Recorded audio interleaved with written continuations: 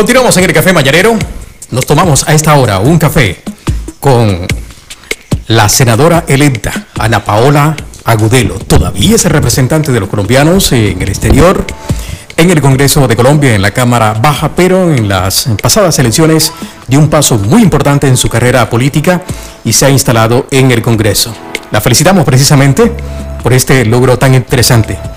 Ana Paola, gracias por estar con nosotros de nuevo en el Café Mañanero.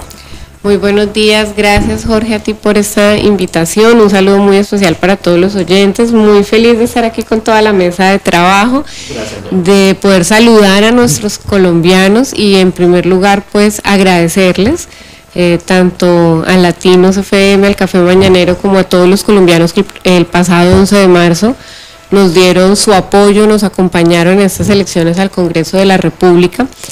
Tuvimos una votación muy interesante en la Cámara del Exterior con nuestra candidata Catalina Bahamón y por supuesto les agradezco que me den la oportunidad de continuar en el Congreso llevando esa voz de los colombianos en el exterior, ahora en Cámara y próximamente en el Senado gracias a ese apoyo que hemos obtenido. Como ya lo han escuchado, aunque no existe un capítulo concreto, un escaño del Senado para los inmigrantes en el exterior, ella se ha comprometido con este sector de la población colombiana. Entonces, Ana Paola, ¿qué podemos esperar de usted en la próxima legislatura? Bueno, siempre un compromiso neto, como se los demostramos estos 4 años, un compromiso con los colombianos en el exterior. Vamos a trabajar para sacar adelante la política integral migratoria que tanta falta le hace a Colombia. Vamos a seguir llevando la voz de las víctimas. Fue un compromiso que tuvimos durante estos 4 años, fue uno de los temas que sacamos en la campaña y es uno de los temas que vamos a seguir defendiendo por los resultados que hemos podido demostrar. Hay un compromiso neto con nuestros connacionales y con quienes decidan retornar al país. Sabemos que ese es el mayor reto que hay en el interior del país ahora mismo y en unas cosas hemos ido avanzando, hemos ido cumpliendo, pero en la parte de retorno todavía nos queda mucho por hacer. De cara a las elecciones de este 27 de mayo, el partido político Mira, que es el que usted representa, ha decidido acompañar al candidato a la presidencia Iván Duque del Centro Democrático. ¿Qué le ha llevado a ofrecerle este apoyo? Bueno, nosotros por primera vez en el año 2015 realizamos algunos acuerdos programáticos al interior del país donde pusimos unos temas. Muchos de ellos funcionaron, alcaldes y gobernadores han respondido, otros no, pero me parece que es un ejercicio interesante y además necesario en medio de la política. Por eso ahora tomamos la decisión de hacer un acuerdo programático con el doctor Iván Duque para acompañarlo de cara a la presidencia, donde tenemos algunos puntos de honor o puntos de encuentro frente a ese acuerdo programático, como es garantizar en Colombia las libertades, dentro de ellas la libertad de culto y de creencia, para que se respete a quien cree o incluso a quien no cree en nada, pero que estén siempre bajo las mismas reglas. Otro de los puntos para nosotros muy importante es la defensa de la mujer y la familia, lograr que la mujer realmente tenga acceso a sus derechos. El campesinado, porque en Colombia esa es nuestra gran riqueza, el agro, y nos hemos olvidado del agro, nos hemos olvidado de los campesinos a raíz de todo lo que ha vivido el país, siempre son las personas con más necesidad, más incluso que las mismas de la ciudad. Entonces hay una propuesta muy interesante que es lograr una pensión y seguridad social para los campesinos. Y para los colombianos en el exterior, uno de los puntos que planteamos fue la profesionalización del servicio diplomático, que era una idea que él también venía trabajando, y hay una petición muy especial que esperamos se pueda materializar porque dependemos mucho del Congreso y que siempre lo hemos dicho públicamente, y es que los colombianos en el exterior puedan tener al menos 2 curules, 2 representantes dentro del Congreso de la República.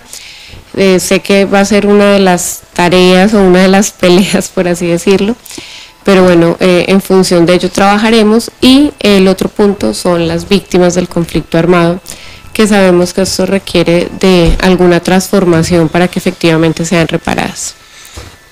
Lo cierto es que hemos escuchado poco a los candidatos hablar de los colombianos en el exterior. Entonces, en el caso de Iván Duque, recogería serían las inquietudes del partido político Mira, que le hemos venido escuchando desde hace mucho tiempo y especialmente en la última campaña.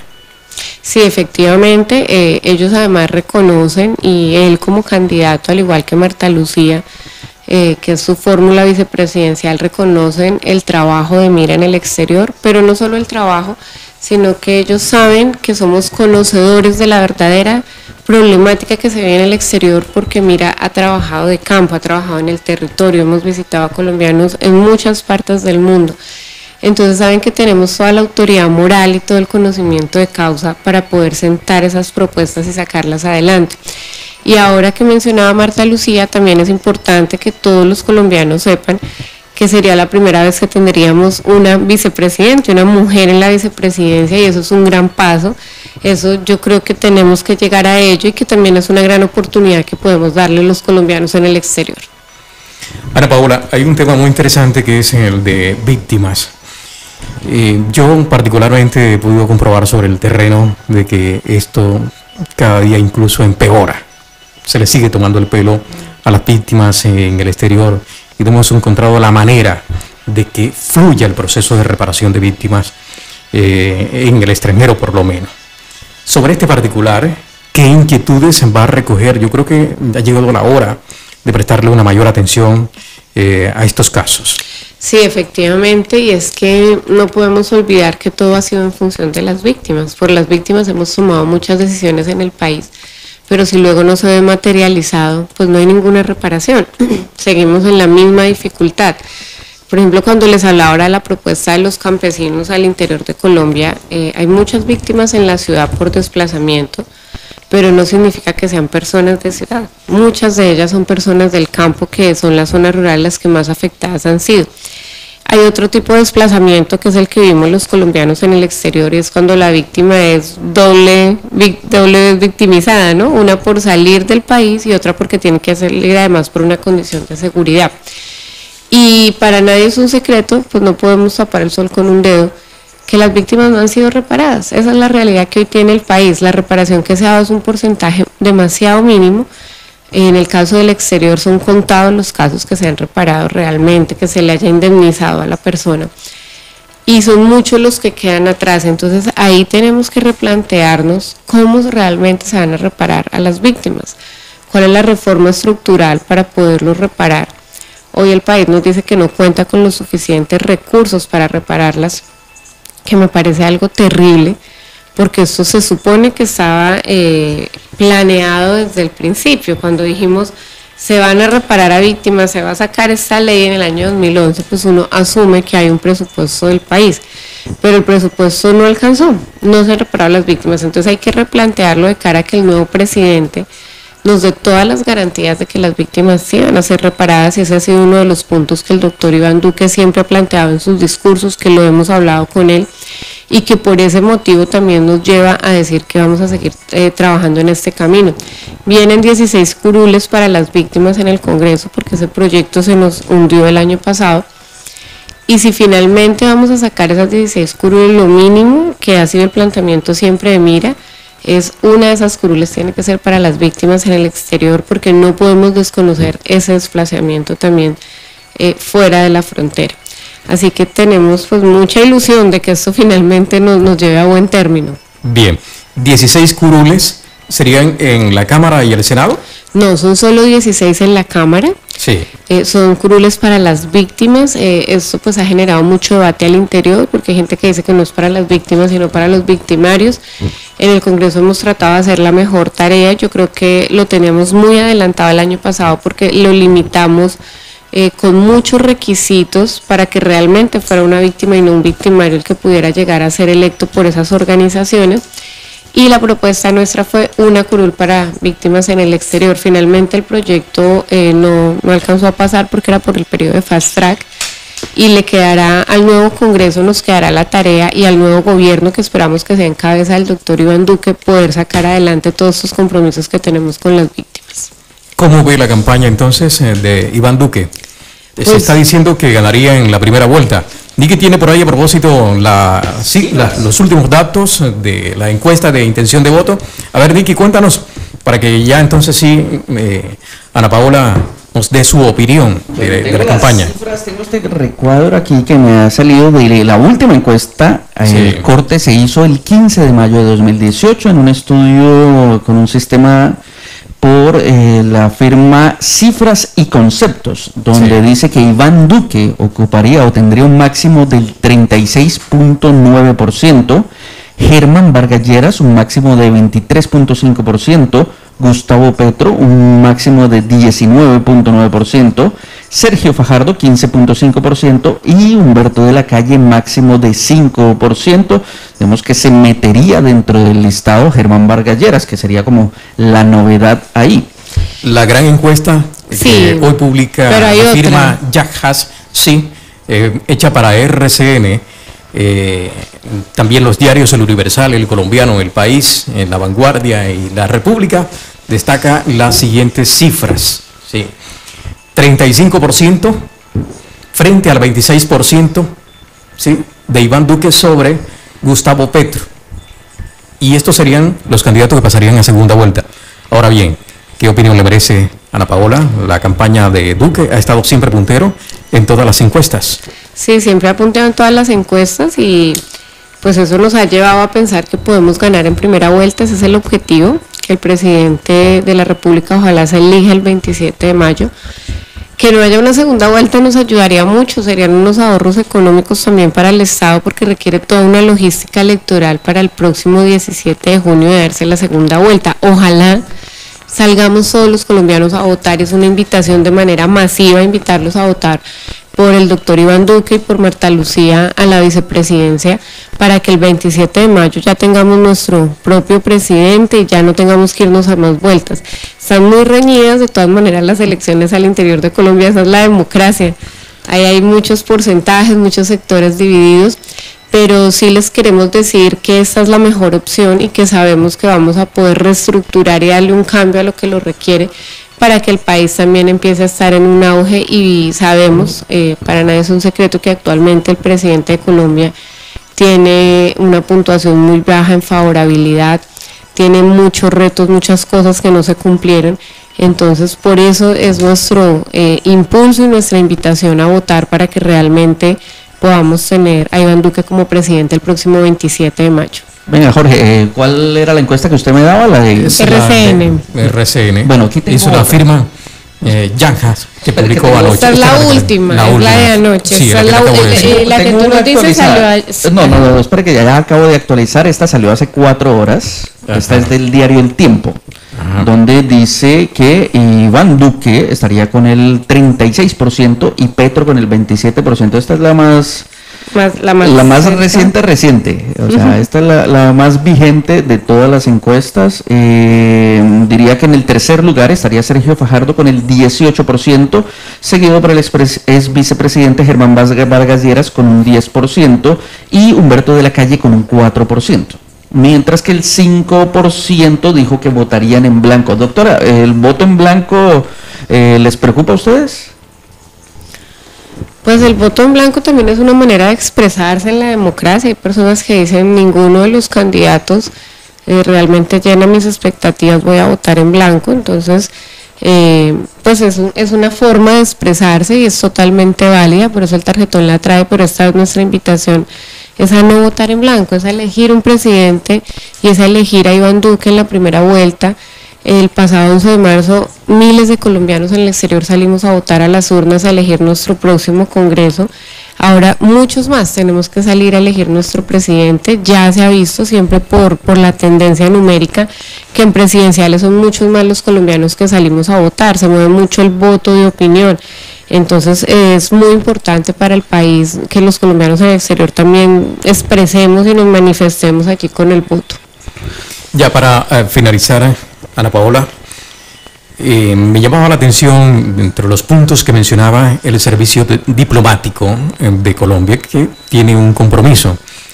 Quisiera conocer más detalles sobre este particular. Bueno, actualmente el servicio diplomático, los cargos en consulados se dan por carrera diplomática, que son las personas que se preparan para esto, y hay otra línea de cargos que son lo que comúnmente se llama como cargos políticos, que son los que el presidente designa. Sí. Nosotros entendemos que tiene que haber ese porcentaje, porque obviamente tiene que haber embajadores, cónsules, que vayan con la línea del presidente, que salgan a exponer su política por el bien del país, las relaciones públicas. Pero debe haber una cuota mínima garantizada de los diplomáticos de carrera, porque son ellos quienes se preparan precisamente para ejercer estos cargos. Y para quienes no son de carrera, también debemos profesionalizarlos en el sentido, hoy en día se dice, no, es que ya está profesionalizado, se le pide como mínimo otro idioma y algunos requisitos. Creemos que no son requisitos suficientes. Hemos tenido cónsules que llegan por cargo político y cónsules muy buenos, como hemos tenido otros que no han sido así porque no tienen el mismo interés por la comunidad. Entonces, para profesionalizar un servicio diplomático, lo primero que tiene que haber es realmente un conocimiento de la población a la que va a atender, de la población a la que se va a dirigir, y tiene que haber sensibilidad en ese ser humano para entender, porque el cónsul termina haciendo múltiples tareas, termina siendo el enlace de cualquier cantidad de entidades en Colombia y debe tener esa sensibilidad con el ciudadano. Los embajadores también, porque yo me he encontrado con embajadores que me dicen, ay no, es que eso no es conmigo, eso es lo de los colombianos, allá lo de la gente, háblelo con el cónsul. Yo vengo es aquí a otro tipo de relaciones, sobre todo muy empresariales.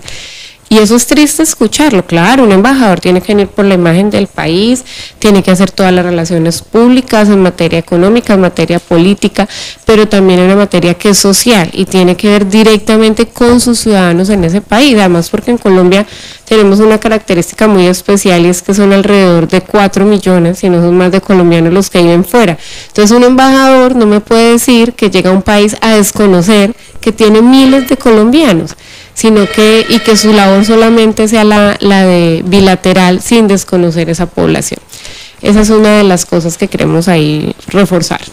A ver, también quería, ya para finalizar, sé que el tiempo es corto, ¿cómo ve el país en estos momentos? Bueno, yo creo que el país está frente a un reto muy grande y ante una necesidad de cambio, de llevar las riendas del país. En el plano económico, en el plano social. Sí, nosotros... ¿Se está produciendo esa tal reconciliación? Yo creo que nos quedan muchos retos y para que esa reconciliación se dé hay que reestructurar lo que viene detrás. Siempre lo dijimos, firmar el acuerdo de paz es una firma. Lo que viene es un posacuerdo. Nosotros hoy en Colombia no podemos hablar de un posconflicto, no podemos mentirle a los colombianos y decirles ya la guerra se acabó, estamos en un posconflicto, porque eso es mentira. Nosotros estamos en un posacuerdo. Ese es otro tema preocupante porque vemos que hay una cantidad de frentes de la FARC activos que se les llama ahora. Efectivamente, las disidencias. Siguen siendo de la FARC y incluso traspasando la frontera. Sí, por ejemplo, lo que nos sucedió con Ecuador fue terrible. Entendemos perfectamente que Ecuador haya dicho no prestamos más nuestro país para los diálogos, pues porque le acaban de asesinar 2 de sus ciudadanos. Lo de Santrich en estos momentos, vienen muchas cosas en estos momentos que sí requieren una reestructuración y que no nos podemos hacer los ciegos ante lo que está pasando en el país. ¿Ve usted justificada esa baja popularidad del presidente Juan Manuel Santos, a pesar de haber obtenido el Premio Nobel de la Paz? Sí, pues lo que pasa es que Jorge, volvemos a lo mismo. Pues sí, la paz porque la firmamos y yo creo que fue un gran logro, siempre lo diré, fue un gran logro porque Colombia lo necesitaba y porque llevamos muchos periodos eligiendo presidente para hacer un acuerdo de paz. Esa ha sido la razón. Estas son las primeras elecciones presidenciales donde no tenemos que elegir a ningún candidato por una firma, sino donde tenemos que elegir a un candidato y a un presidente por un posacuerdo que nos conlleva a replantear muchas cosas y donde tenemos desde luego que trabajar de la mano con los ciudadanos llevándoles un bienestar, porque si llegamos al campo y todavía el campesino no tiene agua, no tiene acueducto, no tiene luz, no tiene vías para sacar sus productos, no podemos hablar de un fin del conflicto porque vamos a volver a lo mismo, con las mismas necesidades y el Estado no hace presencia, y cuando digo el Estado no me refiero solo a las tropas y a las fuerzas, sino presencia con beneficios y garantizándole el acceso a sus derechos, pues siempre tendremos este tipo de disidencias, de frentes que habrá que combatir.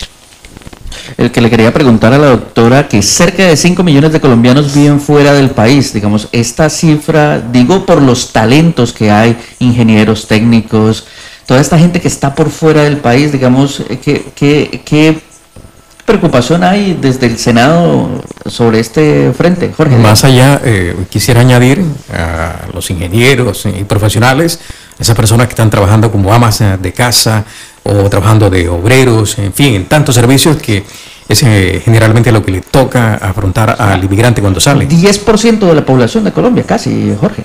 Sí, por supuesto. Y yo siempre he dicho que si los colombianos en el exterior saliéramos a votar los 4 millones, elegimos para dónde va el país, ahí elegimos el presidente y el Congreso al pleno. Presidente. No, pero totalmente, lo podemos elegir.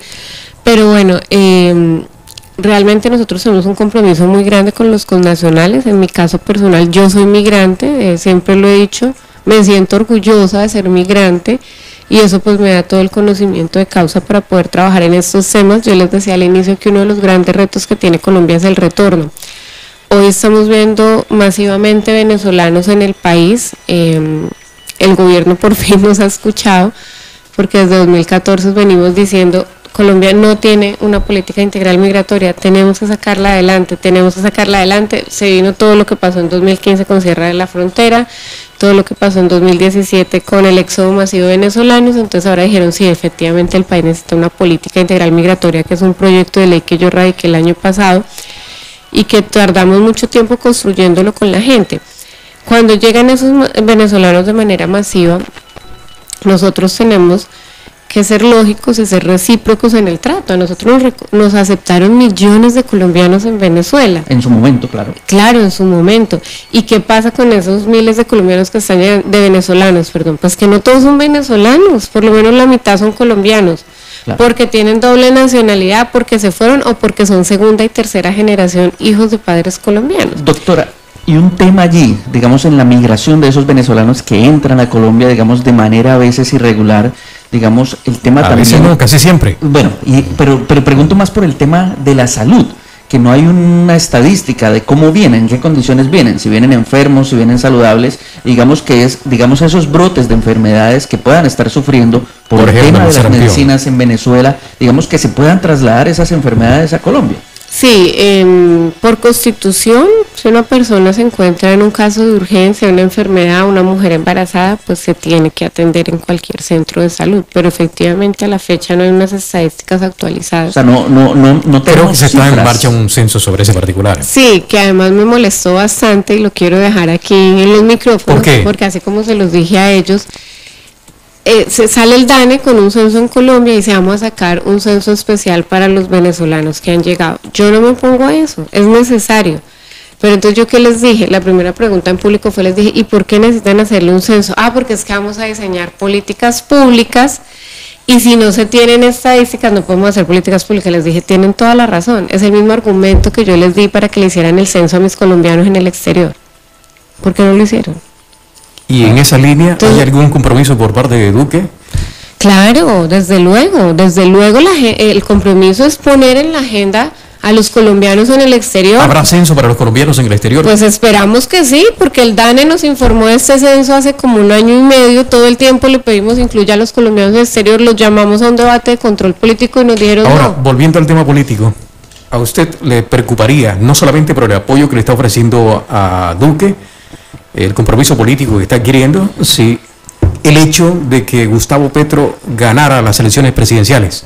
No, pues si él gana, nosotros tenemos que ser respetuosos de la democracia y el Congreso tendrá que trabajar. Lo digo por todo lo que se está diciendo, de que lleva unas políticas muy amigas con el chavismo, tiene una propuesta muy cercana a la de, pues digamos que muchos colombianos tienen temor de que Colombia se vuelva a Venezuela, sí. ¿No?